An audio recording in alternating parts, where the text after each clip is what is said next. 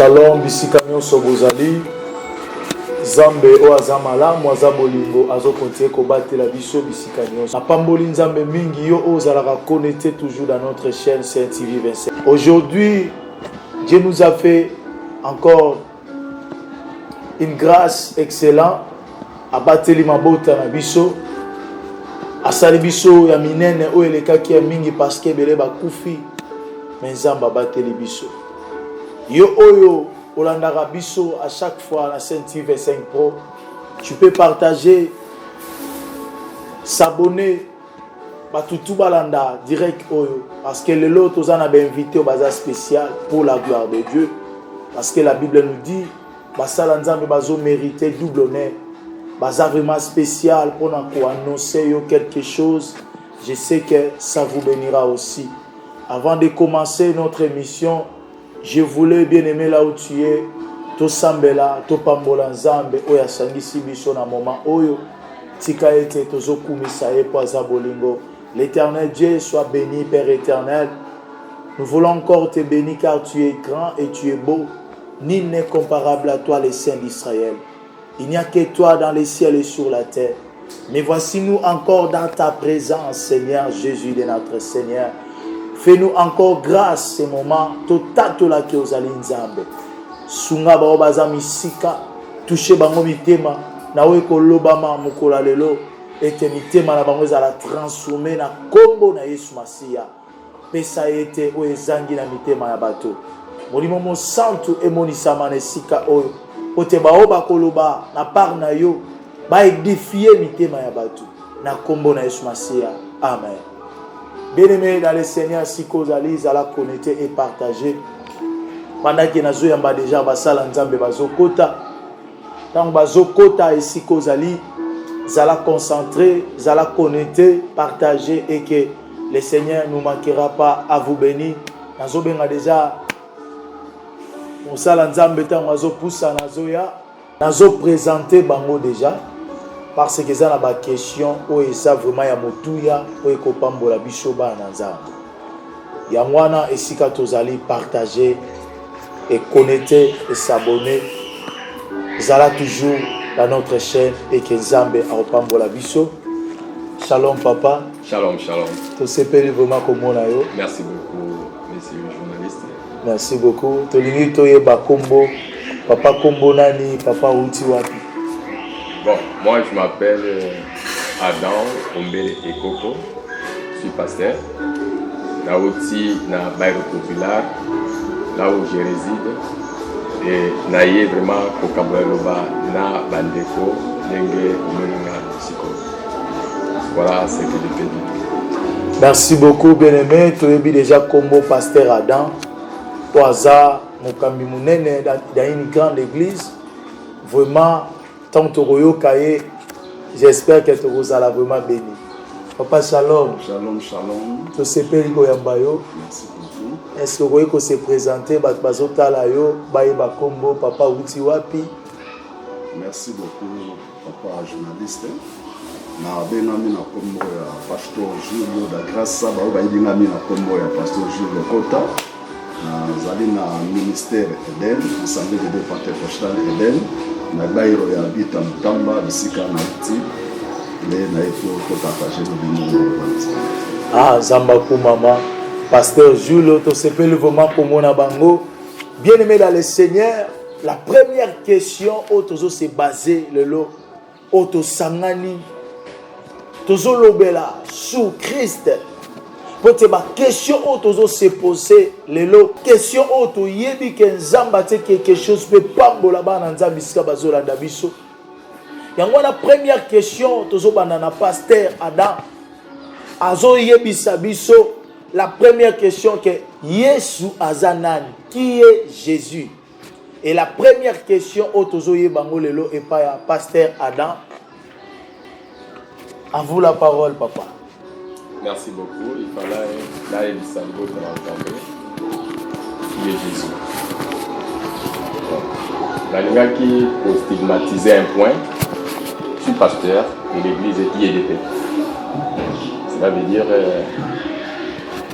église évangélique exército de Deus da prosperidade. Donc l'armée de Dieu de la prospérité. Alors, Tofandi na Palanca, juste le devis après du verbe. Tout ça, moi, je suis la pharmacie Palanca. Et quelque part, là, tout ça, après Dieu, dans le deuxième anda, là où il y a l'église. Alors, je suis le représentant légal. Il y a Èvre Onzamba Pessi. Donc, nous avons évolué en c'est là depuis 2009 jusqu'à présent. Donc, l'église il existait déjà en vie. Tant que Christ est en vie. Voilà. Dans ces périmètres, dans mon tour, j'aime beaucoup bien parler sur Christ comme étant le centre, le soubassement, le socle du christianisme. Et puis, mon ministère est fondé sur le christianisme. Donc, c'est-à-dire, je suis quelqu'un qui exerce le ministère évangélique. Alors, raison pour laquelle je parle beaucoup sur Christ. Alors, mon tournezali qui est Jésus. Jésus-Christ. Jésus-Christ, s'il faut répondre à cette question, il y a vraiment tout un enseignement qui peut nous prendre beaucoup d'années de parler sur Jésus-Christ. Pour que le Bélango n'a tant qui est Christ, puisque Christ a une particularité belle. Christ, parler du Christ est complexe. Mais ce que je voulais dire, Jésus-Christ est une promesse et un don de Dieu pour le salut de l'humanité.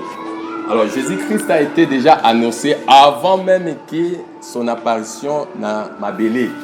La Bible nous dit que dans Mukanda Esaïe Azorobanine, Esaïe 9:5 comme ça, un enfant nous est né, un fils nous est donné. Ok? Donc, c'est-à-dire la domination, toute domination reposera sur son épaule. On appellera l'admirable conseiller, Dieu le Père. Donc, dans mon coucher, Jésus-Christ est un don de Dieu pour l'humanité et à la sauver. Voilà pourquoi nous avons Koloba sur Jésus. Alors, Jésus, c'est le corps.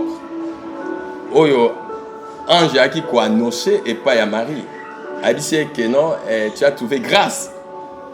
La mise à Bassignoso. Voilà, donc c'est-à-dire, au Kobota Moana, au Kopesa Komboya, Jésus. Ezali no Oyo, c'est lui-même Dieu qui a donné à l'existence de Jésus, à qui a annoncé au travers l'ange Gabriel. Kolobakeno, tu naîtras un enfant, on l'appellera Jésus. Donc Jésus chez le corps, alors il devait, n'est-ce pas, s'accomplir les Écritures, selon la prophétie. Il a fallu qu'un Messie vienne. Alors, Jésus-Christ, quand il est né, le Christ est venu habiter dans le corps qui est Jésus. Et voilà pourquoi on parle de Jésus-Christ, c'est-à-dire un oint de Dieu. Jésus sur le corps, c'est l'enveloppe qui est venu habiter un esprit de Dieu appelé Christ, le Messie. Et voilà, il est venu exercer sa mission sur la terre. Voilà, d'accord, dans un gloire à Dieu. Tolandi Pasteur Adam, il a dit que Jésus c'est un don de Dieu pour l'humanité. Pour le salut de l'humanité. Bien-aimé, yo zolanda biso. Ma question yo zota kaina bike ko pambola yo. Lelo tozo bunga parce que tozo yebate qui est Jésus.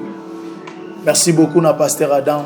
En première question, tozo yebango na pasteur Julia Tolito yeba vraiment que qui est Jésus. Amen, papa journaliste, que Dieu te bénisse. N'a pas molipé l'iboutan ensemble. Pour la question, Oyo, qui est Jésus-Christ? Je crois que les naïfs qui viennent à début, nous avons un pasteur Julio, da Grâce à Lokota. Nous avons un ministère ensemble de Dieu pentecostal Eden.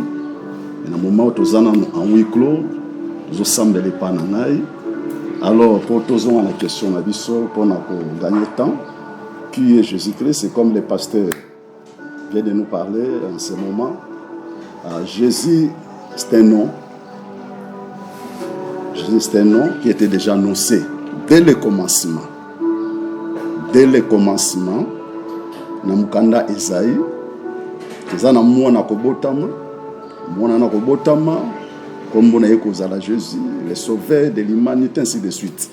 Alors, tout le monde dit que même la Bible dit le nom de Jésus, cela veut dire sauveur. Sauveur de Mobikis. Oyo yaki pour nous sauver l'humanité, où ils allaient qui perdu dès le commencement dans le jardin d'Éden. Alors, pour être l'humanité, ça l'a sauvé. Et Seigneur là qui le nom de Jésus wana ezo mafuta ezo ipakola mongozani oyo ba bengi mo Christ parce que Christ cela veut dire loin. C'est pour cela surtout que plus loin na mukanda ya Matthieu chapitre 4 Bible zoloba que après avoir été baptisé la Bible dit que l'esprit emmena Jésus dans le désert. Maintenant dans le désert, pour prier, jeûner pendant 40 jours, pendant 40 nuits. Pourquoi? Cet esprit-là, c'était Christ. Donc, tout dit ça enfin qu'après avoir jeûné, a exercé le ministère, afin que l'humanité soit sauvée. C'est pour cela, le pasteur a donc cela veut dire que non, le nom de Jésus-Christ, le nom qui était venu pour sauver l'humanité. Merci beaucoup, la pasteur Julio. Le nom de Jésus, n'a toujours pas maman. C'était pour sauver toujours le salut de l'humanité. Et ça vraiment, ma question, vraiment, pourquoi il y a beaucoup de noms de Jésus? Jésus au bozo le beleza Jésus au biso to yebite tout li to yeba parce que le to zomo na ba Jésus pour tout monde na Bible pe sou ba moni Jésus mususu et to comprendre que il y a des vrais Jésus, il y a aussi des faux Jésus. To li to comprendre Jésus au tozo tanga oyo eza différent na ba Jésus mususu to ezaka ka Jésus au baton so ba utilisaka yango na kaka Jésus. Merci beaucoup pour la question, mais je crois que il peut y avoir beaucoup de Jésus, mais ce que moi je sais, il n'y a qu'un seul Jésus que Dieu avait décrété avant son avènement qui devait venir sauver son peuple. Comme il a dit dans le livre de Matthieu 6, « Et toi, Bethléem, terre de Juda, tu n'es certes pas la moindre entre les principales villes de Juda, car de toi sortira un chef qui paîtra l'Israël, mon peuple. » Quand on parle de l'Israël, vraiment dans le débat, il y a l'Israël spirituel et l'Israël terrestre. Donc la Bible déclare l'Israël, donc c'est l'Israël spirituel que nous sommes aussi inclus dans le cas d'Israël. Il peut y avoir beaucoup de Jésus, mais Jésus en bazar n'a fait. Jésus en bazar n'a promesse. Jésus n'a pas complaisance, justement, mais ils ne sont pas venus accomplir l'œuvre au Christ qui a accompli. Jésus, il est Jésus de la croix. Il est venu avec une mission. Il a déversé son sang à la croix de Golgotha pour sauver et racheter nous. Au bisoto bengami, c'est-à-dire à Kozalobiko, à Sansouana Koloba. Ça, c'est le vrai Jésus que nous croyons. Jésus de la croix. Qu'il a passé à la croix de Golgotha. Oyo andima ki liwa, andima ki sacrifice. Parce que bango balati ba komba Jésus. So babi ke no ba kufela ata mutu moko, ba déverser makila pona mutu moko za la sauver. Je ne crois pas que ba ko accomplir. Ba ko ndima ke ba sopa makila. Mais oyo Jésus, oyo moi je crois que je confesse, il est Jésus. Oyo toujours loko la ration. Toujours loko la un sacrifice. Oyo aye komi kaba meka. Voilà pourquoi le vrai Jésus, c'est celui qui a été décrété avant la fondation du monde par notre Seigneur Sauveur. C'est Dieu. Voilà. Oui, pasteur Julio, tout Rolanda, pasteur Adam. Pasteur Adam soulevé le mosaïque capital. Sur la yeba, pasteur Adam autour le vélo mosaïque très important le bique. Nous avons crié na Yesu o ya kufa na croix. Mais toujours mon ba pasteur rebelle. Bazo ça ba miracle beka na kombo Yesu wana. Différence c'est ça wapi. Papa, mais toujours dans la Bible. Nous sommes au temps de la fin. Aujourd'hui, Matthieu chapitre 24, Bible il y a plusieurs Jésus, pas Robima. Il y a des bars Jésus. Oh, bakoya lobi ke ba mingi bakoya na kombo na ngai me bazanga ite. Oh, Jésus que nous connaissons, il y a un seul. C'est lui qui a créé le ciel et la terre.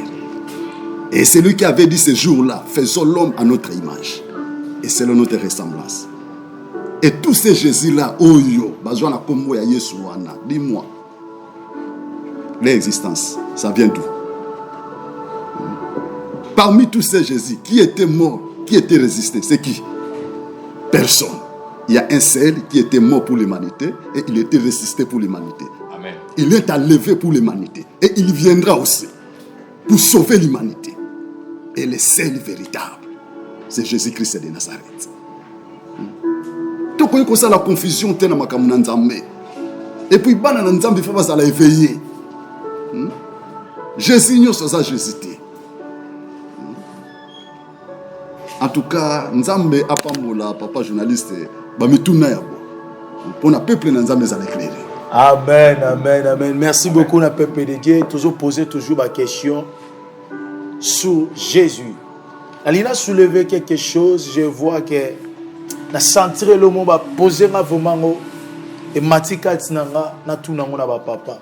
Si vraiment Jésus est Dieu, mais pourquoi la Bible nous dit qu'il est assis à la droite de Dieu? Jésus, il est Dieu ou il est le Fils de Dieu? Bon, ça, Ezali, tout un enseignement. Alors, pour comprendre cette question, il faut être rempli du Saint-Esprit. Parce que ce n'est pas la chair ni le sang qui peut révéler qui est Christ.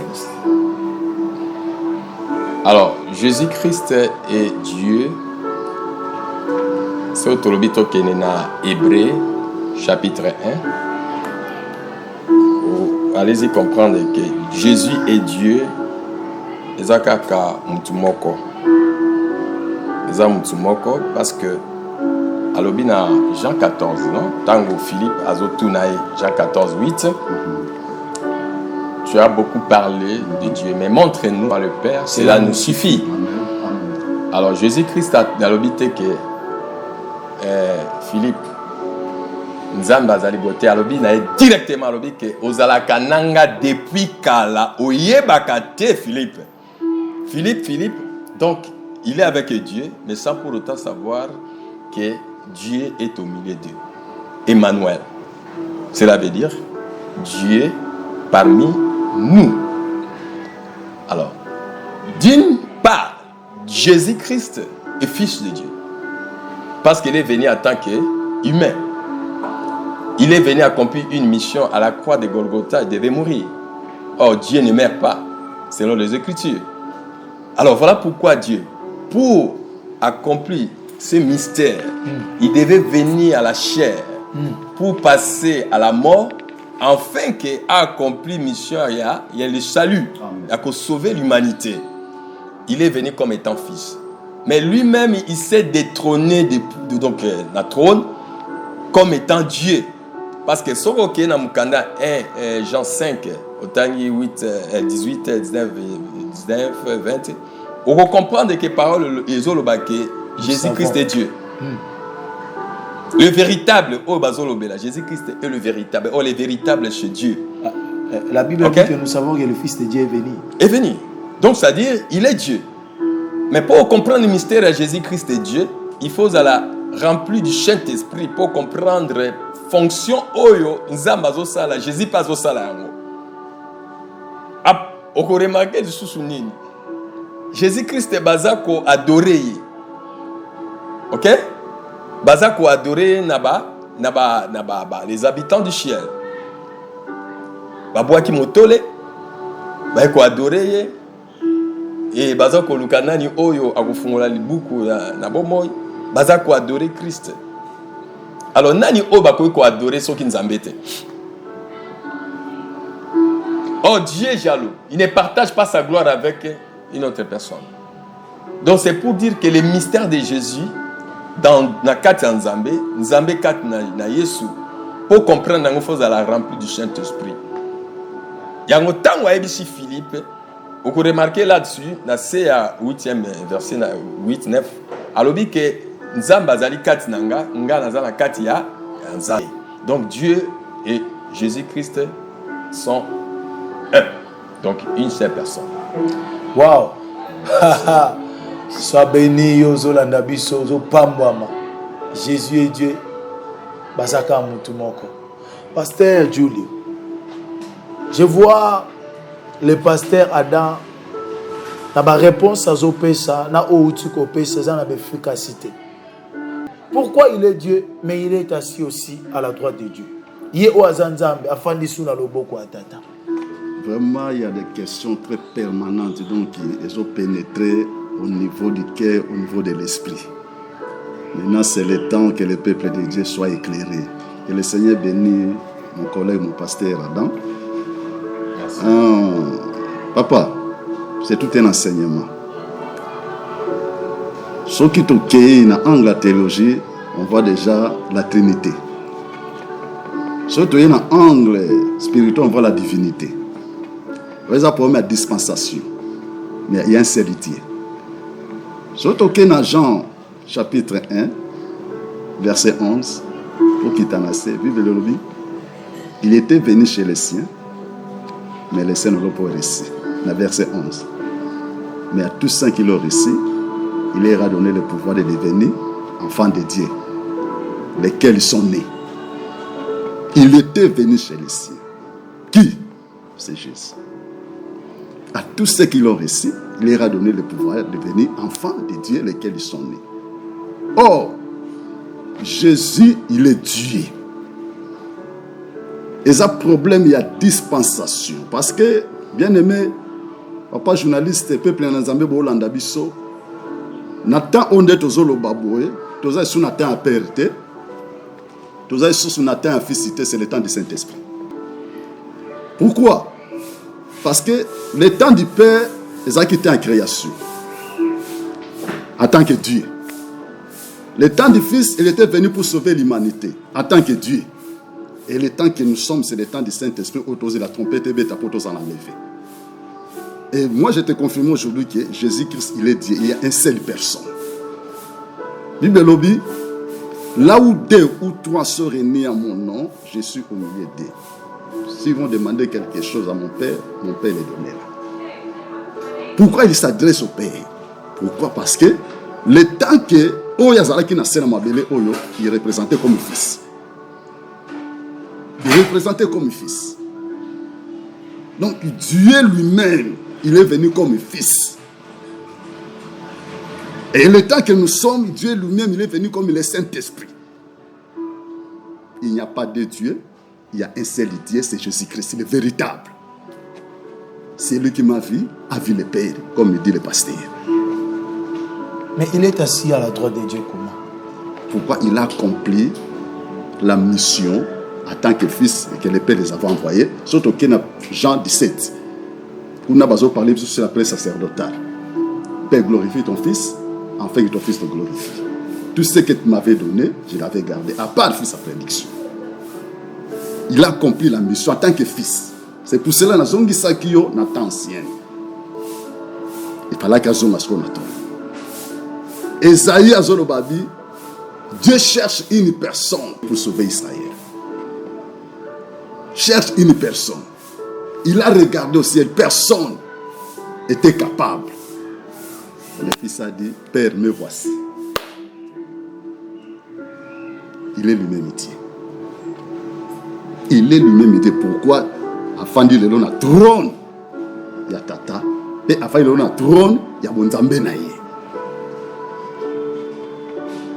Merci beaucoup, la pasteur Julio. La pasteur Ada, tout ça vraiment béni. Tout ça vraiment béni. Makamba boye, ce que je comprends, c'est que faire comprendre à Peshonguya pour yeba makambo bazolo ba esimba botema na yo. Pasteur Adam avant na sujet oyo akota sujet mususu pour ezopambola bana nzambe. Mais tout en Apocalypse chapitre 5. Bazo banabiso qui est dit l'ouvrir des livres. Je suis toujours dans cette question et Jean Lobier j'ai pleuré partout bano so batanga mais ange azolobane voici. C'est lui qui est digne d'ouvrir des livres. Est-ce que c'est Dieu lui-même, le Père, ou c'est le Fils? Je voulais aussi comprendre. Bon, cette question est tellement pertinente. Alors, il faut qu'on éclaire le peuple de Dieu. Jésus-Christ, il est en même temps Fils. Pendant qu'il est venu accomplir l'œuvre rédemptrice, il est venu pour passer à la croix, à la mort. Or, selon la loi, Dieu ne meurt pas. Dieu est éternel. Alors, voilà. Pour accomplir mission, il y a Koufa, il y a résurrection et puis il y a ascension. Il devait, n'est-ce pas, porter le corps. Ok? Alors, le corps, Oyo, ils allaient mortels. Il devait aussi amener à la croix toutes nos iniquités et tous nos péchés. Yangwana a latinzoto pour akoka pour accomplir l'œuvre Oyo rédemptrice, l'œuvre salut. Parce que Nzamba n'a jamais kolata salitaire, la péché na biso. Yangwana il fallait yemoko na bonzambe na ye. Ça c'est l'intelligence divine. Pour sauver, racheter, il devait venir comme un fils, apportant le corps, la chair, pour amima l'insanité na biso nyonso, amima la péché na biso, amima l'iniquité na biso, la transgression nyonso, na quoi ya Golgotha, peut y passer na liwa, et na simanango, de azwa lisekwa. Lisekwa à latinzo to babengi sikoyo théophanique, c'est-à-dire incorruptible. Voilà la nature en Zambé. Alors, pendant qu'il y a accompli mission, il n'y a jamais kolata nzoto wana bosantu nano. Yango wana tokoloba que Jésus-Christ est le Fils de Dieu. Alors, question au tourni. Oh, vraiment, c'est comme si tous autres déviés en mais c'est capital. Pourquoi il est assis à la droite du Père, tout ça, il intercède, il est avocat auprès du Père, il intercède dans notre faveur. Donc, c'est un mystère, il y a divinité de Dieu. Il est Fils, il est Dieu, il est Saint-Esprit. Donc, dans un même corps. Alors, dans ces cas-là, quand il est à la droite du Père, il est là pour intercéder à nous. Oyo tozali les humains. Naka ya problème, naka ya péché. Parce que Dieu, des fois, il le fait devant. Sogalini koboma, sogalini kolongola muntu. Alors à la droite le Père, il y a un miséricordieux qui est Jésus. Il y a un amour qui est Jésus.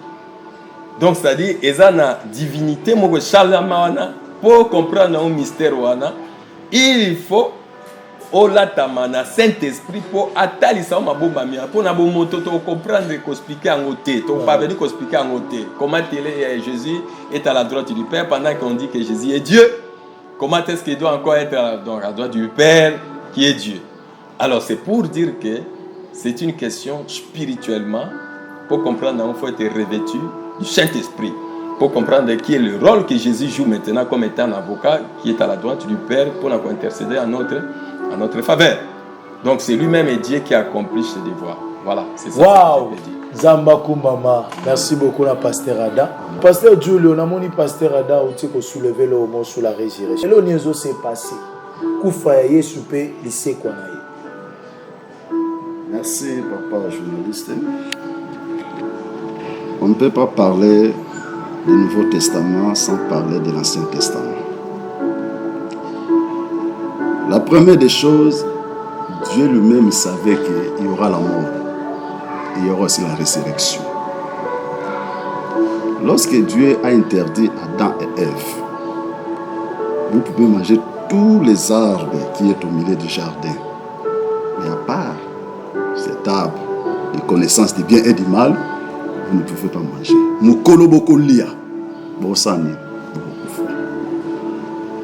Or, la mort que Dieu parlait, c'était la mort spirituelle.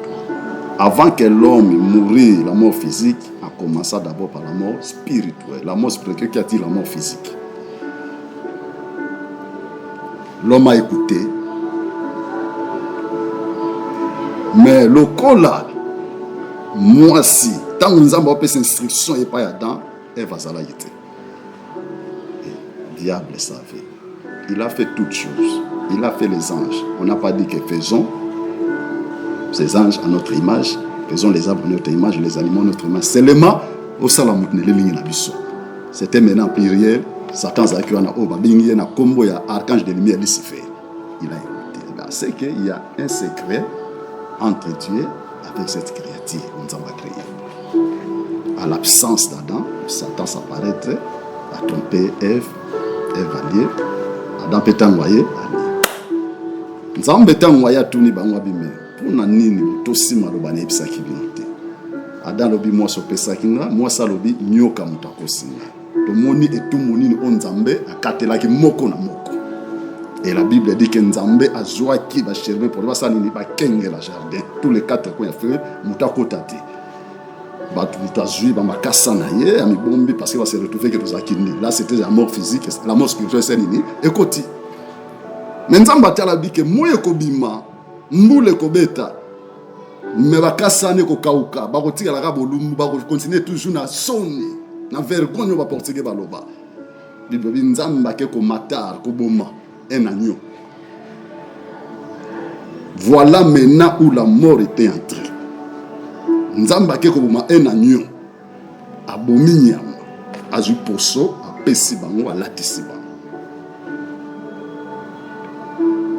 L'agneau oyo babomaki na jardin. Mais c'était la mort de Jésus-Christ.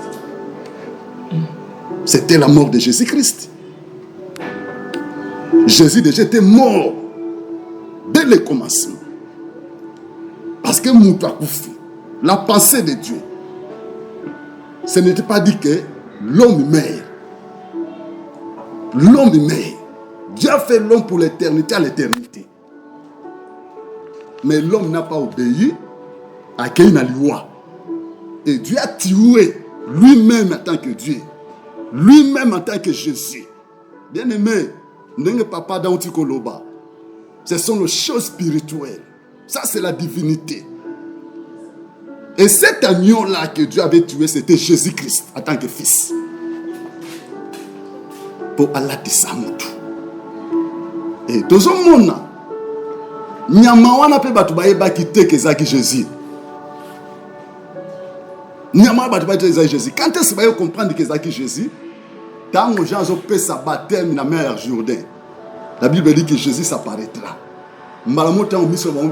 Voici l'agneau de Dieu qui ôte les péchés du monde. Dans la moine n'empaté, oh et kolongola masumu na mokili. Naza dignité ya côté sur les naïs. Alinga bo ya Yesu abi fait ça afin que la volonté du Père soit accomplie. Dans le péché baptême, il soit sané. Jésus a commencé son ministère.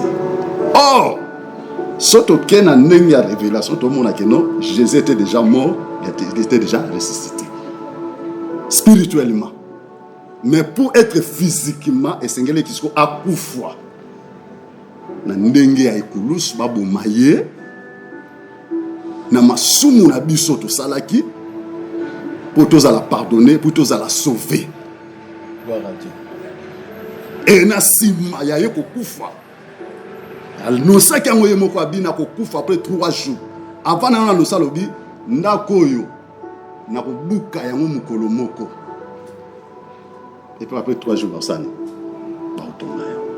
Les pharisiens ba oh ponda ko etelema il y a beaucoup des années. Nyalobi ko buka na mukolo moko. Et après 2 jours ba otonga il parlait de sa mort et la résurrection. Et après avoir été mort, la Bible dit Nenga loba qui ne peut comme ça, mais après 3 jours, Jésus est ressuscité. Merci beaucoup, la pasteur Julio. Bien aimé, tous ça vraiment béni. Magamba bien ça vraiment à s'abonner, partager. Et que ça va vous au Pambola Bisso. Pasteur Adam, Nazongi Lissous. Ok, merci beaucoup. Sur la même question, parce qu'il a fait ça pour que la volonté de Dieu soit faite. Et nous voyons aussi dans Jean chapitre 17, il adresse une prière. Il adresse à qui?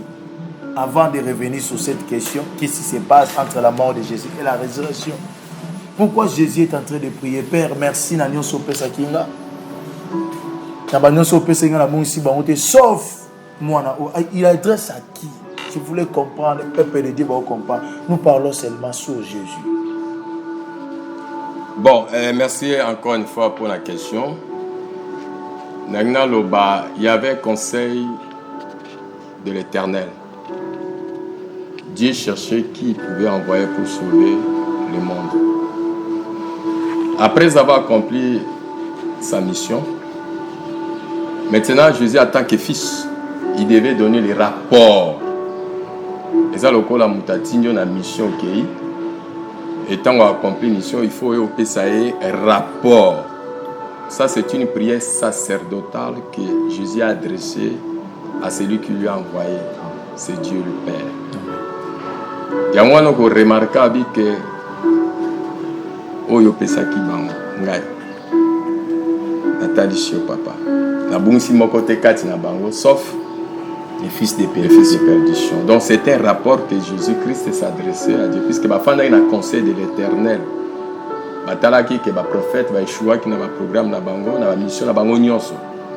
Ba prophète nyonso va échouer qui, pe ba boma ki Bango. Asi sa mission te. Alors Jésus-Christ quand il est venu, tant que si mission a passé dans la mort, il devait maintenant donner les rapports au Père. Pendant qu'il était ici sur terre, il était fils. Gloire à Dieu. Parlez-nous d'un peu de ce que le pasteur Julio a dit sur la mort et la résurrection. Sur la mort et sur la résurrection. Bon, sur la mort, Ezalaki justement en pleine mission à Jésus. Dans l'Inito Tanga, dans Mukanda, 1 Pierre, chapitre 3, verset 18 à 20e verset. Donc, Togo Souka 20e. Bible Lobina Bisoboui. Christ aussi a souffert une fois pour les péchés, lui juste pour des injustes, afin de nous ramener à Dieu. Ayant été mis à mort quant à la chair, mais ayant été rendu vivant quant à l'esprit. Dans lesquels aussi il est allé prêcher aux esprits en prison. Donc c'est-à-dire, oignon so bakufaki na temps la loi et avant l'avènement du Christ, bazalaki na kati à prison. Pourquoi? Parce que la clé des morts est à Maboka Satan. Vous comprenez? Donc, ça dit, Tango Bakoufi, Bakena qui est en prison. Alors, Bible, ils ont continué au Bible.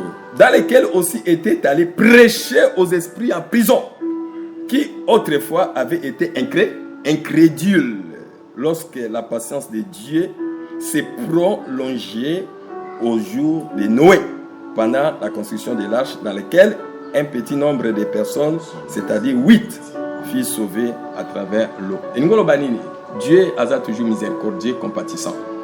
À tel instant, à Noé, seulement 8 personnes qui sont sauvées, ils ont sauvé. Ils ont un déluge. Nzamba mawa nzamba ngolo atali bikela moya keli.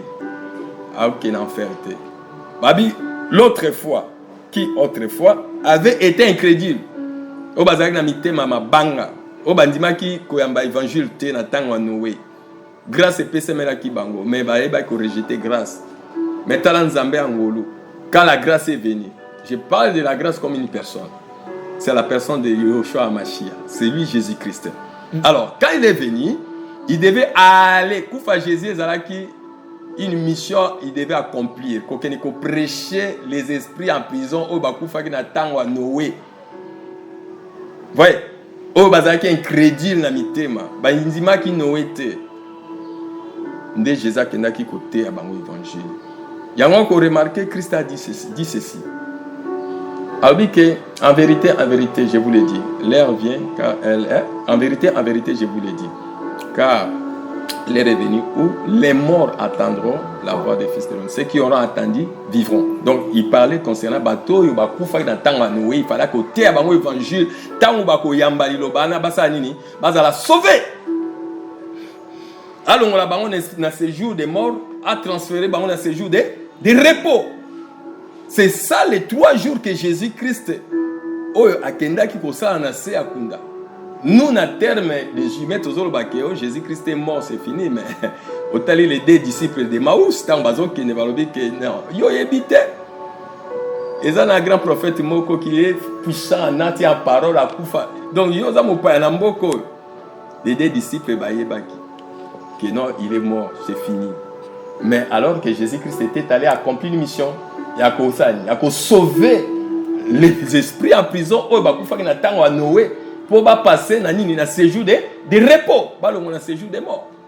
Voilà la mission de Jésus-Christ donc dans sa mort. Alléluia. Amen. Merci. Alors pour la résurrection de Jésus, il devait accomplir rien que les Écritures. Parce que Jésus-Christ a couru à Koufa, à quoi. Il a fallu que parole de Dieu ait à la témoigner et puis à la verdict que Jésus-Christ est ressuscité. Vous comprenez? Pour nous ça débat, pour nous ça polémique. Oh, ils allaient dans les temps où Jésus-Christ bakunda ki bati libanga munene babi que c'est fini. Akei mutunabino bobane ko croire na rien. Alors c'était un aventurier. Akoufi c'est fini. Alors pour kolongo la polémique Dieu devait, n'est-ce pas, se manifester à travers son fils au travers la résurrection. Merci beaucoup pasteur Adam. Dans Katiote, tous ceux qui sont morts au temps de Noé, ils étaient ressuscités. Au temps de Noé, pas ça qui n'a ce jour, personne n'est encore ressuscité si c'est le Jésus-Christ. Parce que la Bible déclare qu'il est le premier ressuscité des morts. Personne n'a jamais été ressuscité. Mais la Bible dit que le jour de la mort. Non, on parle de la résurrection, c'est-à-dire, parce que bien que Lazare ait été ressuscité, mais. Non, la Bible dit que quand Jésus était ressuscité, les morts aussi étaient ressuscités. Non, ça c'était justement un événement justement pour prouver que Jésus-Christ, c'est lui qui est le Fils de Dieu. Pour les souverains sacrificateurs à l'époque, on niait que Jésus-Christ n'est pas le Fils de Dieu. Alors, et l'autre est Salamaki pour nous tel Saboka Sianza, il y a un Zambé que nous avons fait qu'il a de cela 2 ans, 3 ans, au monde en vie. Donc, il y a une preuve, il y a résurrection. Et ça la prémisse, c'est que ces jours-là, c'est comme ça que ça doit passer, la résurrection. C'est quoi? Voilà. Donc la résurrection, toujours les enseignements parce que Jésus après a salaki 40 jours. 47 jours, azokutana na bayekoli azokutana pour convaincre réellement que les Écritures s'est accomplies. Nzamba zana bomo, nzamba zana nanguya. Ce que Dieu dit est irrévocable. Oh nzamba lobi yango fait kokisama. Voilà. Merci beaucoup, na pasteur Julia et na pasteur Adam. Vraiment, tous a vraiment béni. Tous a béni vraiment. La Bible nous connaît à partir. Autre bien mouké toujours baksali sous. Yo ozolanda biso. Dernier sujet oyo na ina soulevé. Le sujet oyo zotala mututu. Ezalo sambela kanani. Mais na lingo yebango. Le dernier sujet oyo to comprendre. Les musulmans et les chrétiens ont-ils le même Dieu? Les musulmans et les chrétiens,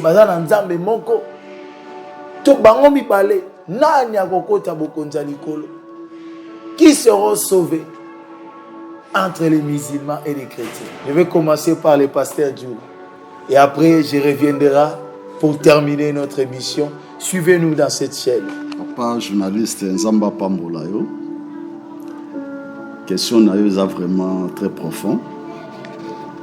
Parce que ceux qui totali origine ya batomi balé oyo, ils sont sortis d'un seul père qui est Abraham. Alors, comment on a la question oyo, les musulmans et les chrétiens tous seront sauvés? C'est ta question? Moi je te dirais tous ne seront pas sauvés, que ce soit les chrétiens, que ce soit les musulmans. Pourquoi? Parce que la Bible dit personne ne peut passer au Père si ce n'est qu'à moi. C'est Jésus-Christ qui parle. Dans Jean chapitre 1 verset 12. À tous ceux qui l'ont reçu, à celui qui croit à son nom. Quel nom? C'est le nom de Jésus-Christ. À celui qui croit à son nom, il leur a donné le pouvoir de devenir enfants de Dieu, virgule, lesquels sont nés. Pour entrer, rencontrer Jésus-Christ, il faut naître de nouveau. Recevoir Jésus-Christ en tant que Seigneur et Sauveur. C'est lui qui est le véritable Dieu, le seul véritable. Mais dis-moi, pour nos frères musulmans, bien sûr, il adore Dieu. C'est quel Dieu? C'est lui qui a créé le ciel et la terre. Ils ont Jésus-Christ en eux. Parce qu'ils ne croient pas au Jésus, ils croient Jésus en tant que prophète. Mais pas en tant que fils de Dieu. En tant que prophète, comme Mahomet.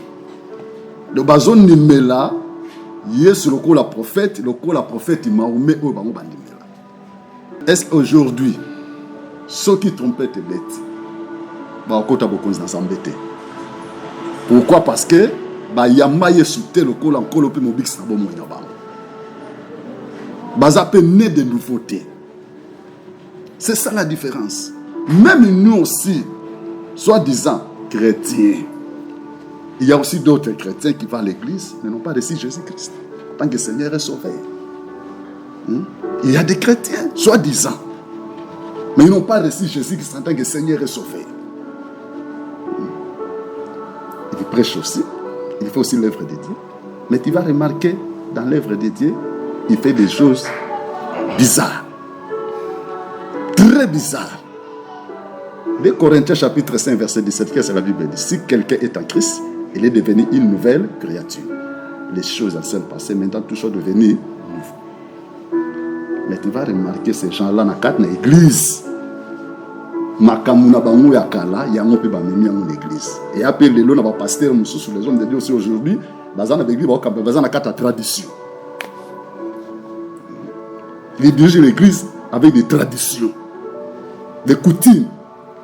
Est-ce que ces gens ils ont reçu Jésus-Christ en tant que Seigneur et Sauveur? L'heure vient, elle est déjà venue où les vrais adorateurs adorent le Père en esprit et en vérité. Wow. Maintenant les musulmans adorent qui? Wow, merci. Merci, Pasteur Adam. Merci beaucoup. Merci à Pasteur Julia. Que Dieu vraiment vous bénisse. Vraiment, Zambia Salobola, Mwebele. Zambazon, ça vraiment yaming. Tout ça vraiment béni. Wapoto clôturer émission à Bisso. Il y a beaucoup de sujets. Mais je te rassure, il y a de bonnes choses ici dans notre chaîne CNTV 25 Pro. Pour aussi ça, sur la dernière sujet. Toi, Pasteur Adam, est-ce que les musulmans et les chrétiens iront tous dans le royaume des cieux? Est-ce que les musulmans et les chrétiens, bazana même dit, le musulman et les chrétiens, ils seront tous sauvés? Est-ce que les musulmans et les chrétiens iront tous dans le royaume des cieux? Bangounio se va la sauver. Papa, question nayo est très simple à répondre, ok? Tokika na Jean, il a répondre au boy. Dans Jean chapitre 10, ok? À partir des premières jusqu'à 16e verset. Alors, Bible. Jean combien? Jean chapitre 10, verset 16. Alors, j'ai encore d'autres brebis qui ne sont pas de cette bergerie. C'est Christ qui dit. C'est là, il faut que je les amène et ils attendront ma voix et il y aura un seul troupeau, un seul berger. D'autres, alors j'ai d'autres brebis. Et nous le banini. Que Aza na ba brebis mususi. Ce sont des musulmans où ba kondimaye comme Seigneur et Sauveur. Voilà où on a qu'on répondre. Et où akoyamba Jésus-Christ comme Seigneur et Sauveur sera sauvé. C'est tout. Jean chapitre 10, verset 1 jusqu'au 16e verset. Jésus-Christ dit ceci, nous avons la partie essentielle pour éclairer le peuple. En vérité, je vous l'ai dit, celui qui n'entre pas par la porte dans la bergerie, mais qui y monte par ailleurs, est un voleur et un brigand. Donc Christ a l'obé union soit côté na porte était. Oya a lequel n'anzela mususu azali voleur et brigand. Mais celui qui entre par la porte est le berger des brebis. Le portier lui ouvre et les brebis attendent sa voix. Il appelle par leur nom les brebis qui lui appartiennent et il les conduit dehors. Lorsqu'il a fait sortir toutes ses propres brebis, il marche devant elles. Et les brebis les suivent parce qu'elles connaissent sa voix. Elles ne suivront pas un étranger, mais elles fuiront loin de lui parce qu'elles ne connaissent pas la voix des étrangers. Jésus leur dit cette parabole, mais ils ne comprirent pas de quoi il leur parlait. Jésus leur dit encore, en vérité, je vous l'ai dit, je suis la porte des brebis. Tous ceux qui sont venus avant moi sont des voleurs et des brigands, mais les brebis ne les ont point écoutés. Donc, vous allez comprendre qu'avant Jésus-Christ, il y a eu aussi certaines personnes qui disent soi-disant de la part de Dieu. Mais or, Jésus-Christ a dit a dit voleur na ba brebis, na ba brigand. C'est-à-dire, batona baza quoi influence, baza ni ici comme côté ba komema ba brebis. Vous comprenez? Donc tout le monde ba tuloko la ba prophète na ko tanga ba kombote o ba tuba yebi ba Confucius Zolanda et tous ces prophètes autoyebi renommés, mais ils n'ont pas porté le salut et pas à peuple. Alors, Jésus-Christ étant donné venu, c'est pour le salut de tout le monde, que ce soit les musulmans, que ce soit les kimbangistes, que ce soit les branamistes. Il suffit de croire seulement en Jésus-Christ comme Seigneur et Sauveur. C'est par là que tu seras sauvé. Il y a un lobin verset 16.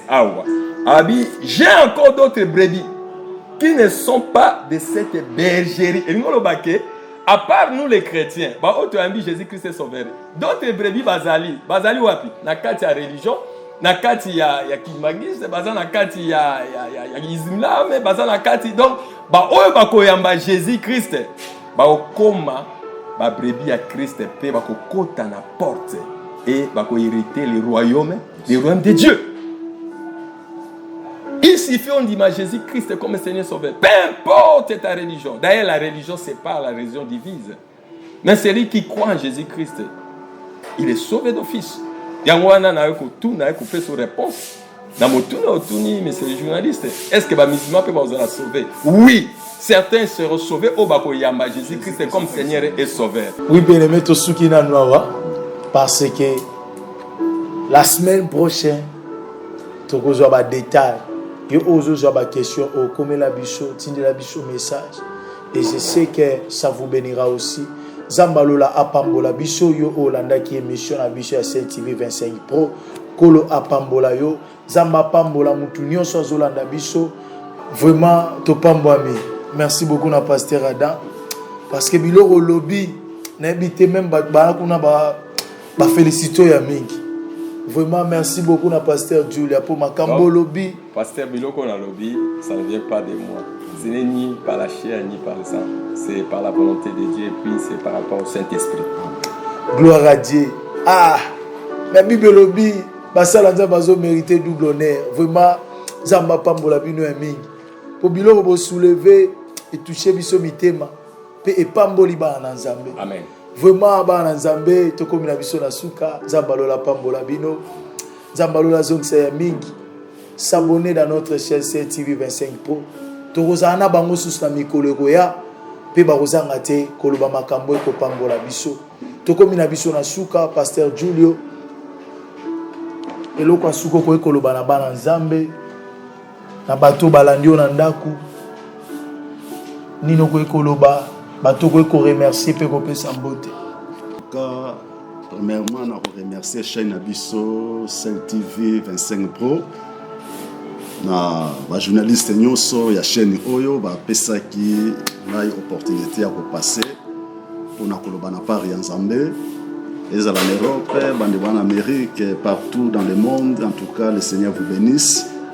Lo gana koloba oya yoki maloba oyo, en tout cas. Eza moko oyo ke soki okangami na yango omoni pe lumière ya bomoi na opi ya vie chrétienne na yo Nzambe apambola bino partout bozali.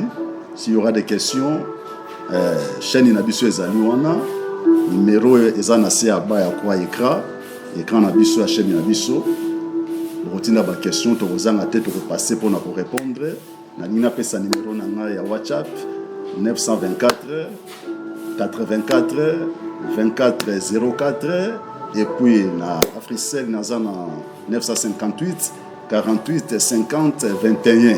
Mais na moment oyo WhatsApp est bloqué, nazo renouveler le sous kala mingi te. Nous rejoignons déjà, que le Seigneur vous bénisse. Merci beaucoup la pasteur Julia, pasteur Ada, tolingo lo bana batio so balandio, moi quelque chose et puis ça m'a beauté. Ben na okineka na Joël 2:27 pour la peuple de Dieu. Bible zoro bana biso nzamba lobi. Mon peuple ne sera plus jamais dans la confusion. Et Sengeli, de Konanga journaliste, la émission où il se répète à chaque fois. Sois béni, davantage sois béni. Et toute l'équipe technique au Balandi Bicho, vraiment, Nzambe ya Lola, allez encore une fois afin que nous sala oyo et que nous et particulièrement, je bénis les patrons de cette chaîne, CTV 25 Pro, donc 25 Pro. Nzamba le kanako mona ye, Nzamba kokisa volonté na yekati na bomo et papa natish. Vraiment bambo tebele pe na sepeli encore une fois comme on a devant le peuple de Dieu. Nzamba dit que mon peuple ne sera plus jamais dans la confusion. C'est le temps maintenant d'éclairer le peuple de Dieu afin qu'il n'y ait pas dans la confusion. Que Dieu bénisse son peuple et bénisse toutes les églises de réveil, particulièrement l'église IEDP. Nzamba pambola. Merci bana Nzambe kolo apambola bino. Boyeba ikolanda biso tokomina suka. Rejoignez-nous dans la semaine prochaine et que le Seigneur ne nous manquera pas à nous bénir. Avant de terminer, na lingi ba homme de Dieu ba bondela pour na bino esika bozali pe batika nyonso na maboko Nzambe. Kanga missiono esika ozali tolandi prière ya pasteur Adam pe ya pasteur Julia. L'Éternel Dieu dit, nous voici devant ta présence et nous sommes infiniment reconnaissants pour ton amour infini. Seigneur, Natiki, encore une fois, Libota O Namaboko Nayo, Pambola l'Éternel, tendre Père, cette équipe, Oyo Bazui, responsabilité Nzambe, Yakopanza Sangomala, partout dans le monde. Papa Pekanisha Natangu Oyo, Mwana Moko Namoko, Oyo Alandi Biso, Resika Oyo. Tika été maté à Oyo Kende, Seigneur Dieu, pour renouveler, Azala renouveler dans l'esprit de l'intelligence, Pe Zamba Lola, peuple Nayoba Longwana Kati, ya confusion, Batala Oyo Zali l'Éternel Dieu essentiel, de croire au Seigneur Jésus-Christ comme Seigneur et Sauveur, Nabo Mouina Bango, afin que Bazala sauver Nalibota Nabango. Yango Natiki, encore une fois, Libota au Nyonso. Pour bazako tatola yo mokonzi comme Seigneur et Sauveur na maboko na yo leka na kopambola leka na kopesa encore une fois kimia na mabota ya ba maladie Nzambe sembola loboko guérir ya ba problème Nzambe kangola. C'est alors l'Éternel Dieu kombo na yo et kokumba ma libéra la libéra to bondeli boye l'amour infini du Père, la communion du Saint-Esprit et la grâce de notre Seigneur Sauveur Jésus-Christ soit avec vous. Amen. Amen. Amen. Nzambe apambola biso. Na pamboli yo zaki kolanda biso kola mona bino. Tokutani la semaine prochaine. Bye. Bye. Bye.